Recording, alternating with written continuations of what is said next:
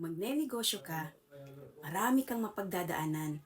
Lalo na sa simula, andyan ang matumal, andyan ang malakas, andyan ang discouragement, andyan ang rejection, at andyan din yung pagtatawanan ka, andyan yung pagdududahan ka. Bakit ko nasabi? Napagdaanan ko kasi. Alam mo, normal lang ang lahat ng yan. Kaibigan, ang advice ko sa'yo, tumuloy ka lang. Ipaglaban mo lang yan kung anong negosyo ang gusto mong simulan.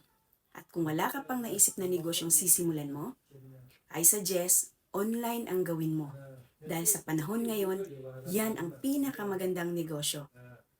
Less inventory, less overhead expense, at less manpower. So do the online business. Kung hindi mo alam anong online business ang pwede mong simulan, message mo lang ako. Baka itong nasimulan kong negosyo ay kaya mo din gawin. At naniniwala ako, kung nakaya ko, kaya mo rin. Huwag kang matakot sumubok. Huwag puro duda. Walang mangyayari sa atin kung puro tayo duda. Hindi mo malalaman kung hindi mo susubukan. Tama? Sumalay mo. Sa dinami-dami ng hinahanap mo or pinagpipray mo or gusto mong simulang business, eto na pala yun. Eto na yung hinahanap mo. Pero you need to decide. Hindi sa susunod, kundi now. Meron akong kinakandak na free one-on-one consultation and coaching.